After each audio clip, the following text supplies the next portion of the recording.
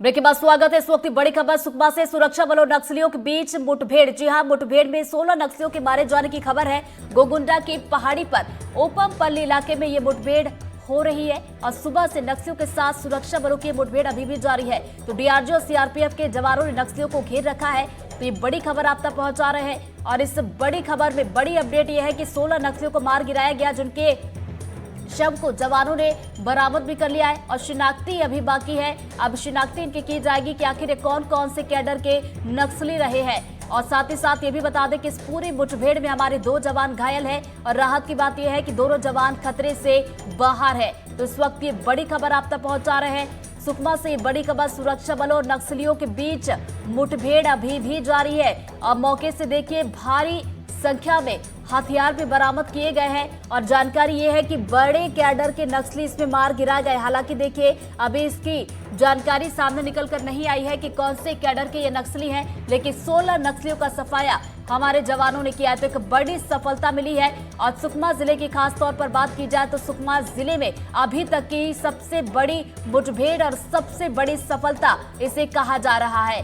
तो देखिए ये भी जानकारी है कि ये देखिए तस्वीरें, देखिए सबसे पहले आपको दिखाते हैं तस्वीर, आप जरा देखिए तस्वीरें मुठभेड़ के बाद।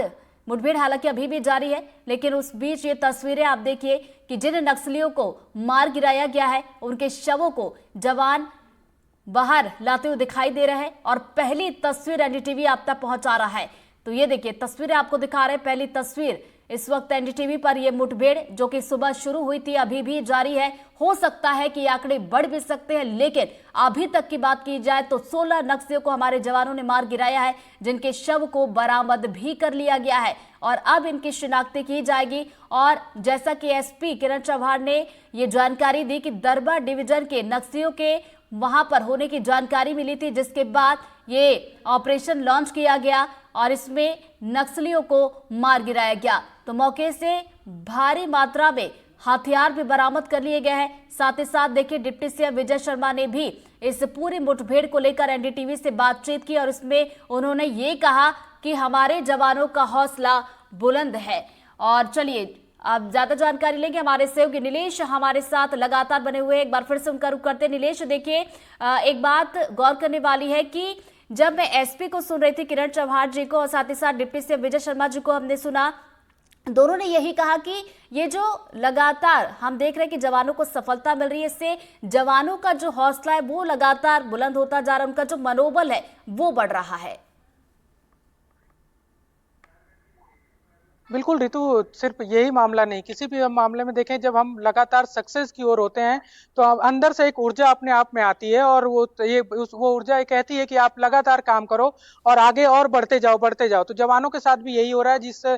जो शुरुआत पिछले साल मार्च अप्रैल महीने से कांकेर से हुई थी, जिसमें 26 नक्सलियों को मार गिराया गया था, फिर वो संख्या बढ़कर 29 हो गई थी और वो सब छत्तीसगढ़ के इतिहास की सबसे बड़ी सफलता थी। उसके बाद से जो कदम बढ़ने शुरू हुए जवानों के, और आज हम देख रहे हैं कि हमको 36 जवानों के 36 नक्सलियों को भी एक मुठभेड़ में ही मार गिराया गया गरियाबंद में।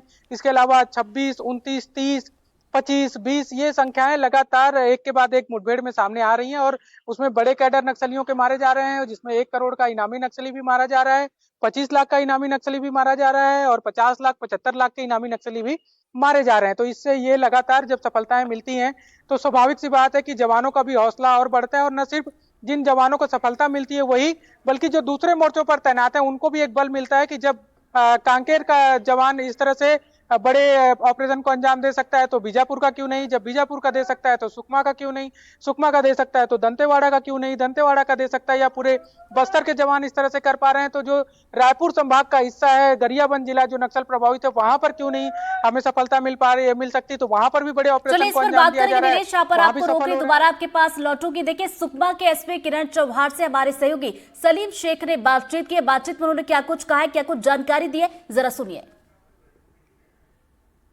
मार्च 2026 माओवादियों के लिए एक गाइडलाइन तय किया गया है केंद्र सरकार द्वारा, और इसी कड़ी में आज बस्तर पुलिस को एक बड़ी सफलता मिली है।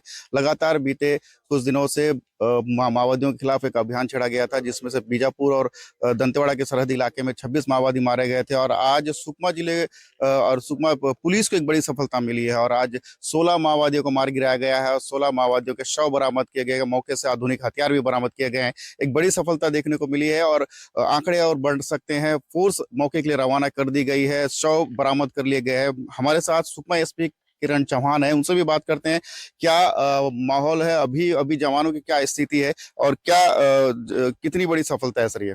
नहीं, काफी बड़ी सफलता है। और डीआरजी सुकमा और सीआरपीएफ जो संयुक्त पार्टी अभियान पे गई थी, उनके साथ नक्सलियों की मुठभेड़ हुई है। अभी तक 16 नक्सलियों के शव बरामद हुए हैं, और जवान का हौसला काफी बुलंद है, और उनकी मेहनत की वजह से ये सफलता मिली है। तो किस टाइप की सूचना मिली थी? कितने बड़े कैडर के नक्सली वहां मौके पे थे? दरबा डिवीजन के जो सीनियर कैडर है उनकी मौजूदगी की सूचना मिली थी। लगभग 25 की 30 नक्सलियों की सूचना वहां मिली थी, और सुबह आज वो मुठभेड़ हुई है। और अभी नक्सलियों की शिनाख्ती की जा रही है, जो मारे गए नक्सली है, उसके बाद ही कुछ उसमें बता बड़ा पाएंगे। कैडर नक्सली जो मौके पे मौजूद था? जो हथियार बरामद हुए उसमें AK-47 SLR इंसास जैसे ऑटोमेटिक हथियार है। तो नक्सलियों की एक बार शिनाख्ती करने के बाद ही इसमें डिटेल्स साझा किया जाएगा। जो घटना स्थल सर वो कितना दूर है, और क्या कितना चैलेंजिंग था जवानों को वहां पहुंचने के लिए? काफी चैलेंजिंग था। लगभग जो घटना स्थल है, गोगुंडा पहाड़ी का इलाका माना जाता है। ये काफी बड़ी बड़ी पहाड़ियां है, और नदी नाले हैं बहुत बड़े, और काफी लंबे समय के बाद इस एरिया में मतलब एनकाउंटर हुआ है, और निश्चित ही एक बड़ी सफलता है सुकमा जिले के लिए। तो माओवादियों के शव के आंकड़े और बढ़ सकते हैं क्या सर? अभी सर्चिंग अभियान जारी है, और अभी इसमें कुछ बता नहीं सकते। बहुत बहुत धन्यवाद सर। ये किरण चौहान सुकमा एसपी हैं, और बता रहे थे कि माओवादियों के खिलाफ एक बड़ा ऑपरेशन लॉन्च किया गया था और 16 माओवादियों को मार गिराया गया है। अभी भी सर्चिंग अभियान जारी है।